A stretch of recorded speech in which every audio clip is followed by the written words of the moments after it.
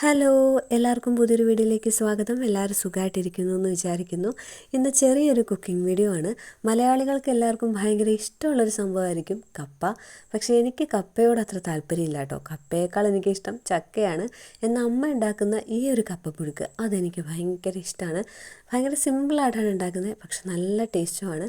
ചിലപ്പോൾ നിങ്ങളുടെ വീട്ടിലും ഈ ഒരു രീതിയിൽ തന്നെയായിരിക്കും ഉണ്ടാക്കുന്നത്. എന്തായാലും നമുക്ക് നോക്കാം എൻ്റെ വീട്ടിൽ എൻ്റെ അമ്മ എങ്ങനെയാണ് കപ്പപ്പുഴുക്ക് ഉണ്ടാക്കുന്നതെന്ന്. അപ്പോൾ അമ്മ ഇവിടെ കപ്പയൊക്കെ പൊളിക്കുകയാണ്. ഞാനിത് സ്പീഡ് കൂട്ടിയാണ് ഇട്ടേക്കുന്നതെങ്കിലും അമ്മ അത്യാവശ്യം നല്ല സ്പീഡിലാണ് കേട്ടോ ഇത് ചെയ്യുന്നത്. ഇതുപോലെ ചെറിയ കഷ്ണങ്ങളാക്കി നുറുക്കിയെടുത്തിട്ട് നല്ലോണം കഴുകിയെടുക്കുന്നുണ്ട്. ഒരു 2-3 തവണ കഴുകിയെടുക്കണം, എന്നാലേ അതിൻ്റെ അഴുക്കൊക്കെ നന്നായിട്ട് പോകത്തുള്ളൂ.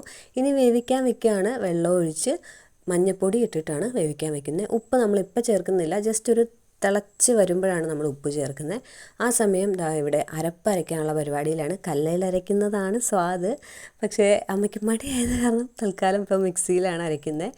തേങ്ങ എടുത്തിട്ടുണ്ട്, അതിലേക്ക് 2 പച്ചമുളക് കീറിയിട്ടിട്ടുണ്ട്, ചെറിയുള്ളി അരിഞ്ഞിടുന്നുണ്ട്, പിന്നെ കുറച്ച് മഞ്ഞൾപ്പൊടി ഇടുന്നുണ്ട്, കറിവേപ്പില ഇട്ട് കൊടുക്കുന്നുണ്ട്. എൻ്റെ വീട്ടിൽ കറിവേപ്പിൻ്റെ വലിയൊരു മരം ഉണ്ട് കേട്ടോ. എന്നിട്ടും കറിവേപ്പില ഇരിക്കുന്നത് എനിക്ക് അവിടെ പോയി പറിക്കാനുള്ള മടി കൊണ്ടാണ് എനിക്ക്, കാരണം നല്ല മഴയായിരുന്നു.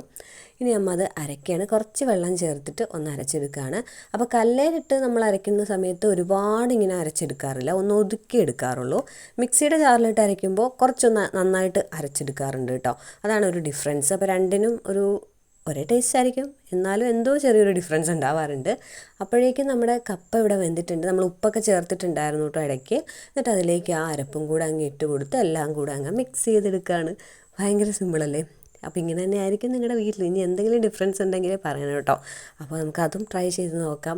ഭയങ്കര ടേസ്റ്റാണ്. എനിക്ക് ഇതിൻ്റെ കൂടെ പ്രത്യേകിച്ച് കറിയൊന്നും വേണ്ട. കപ്പയും മീൻ കറിയാണ് മെയിൻ, പക്ഷേ എനിക്ക് അതില്ലെങ്കിലും കുഴപ്പമില്ല.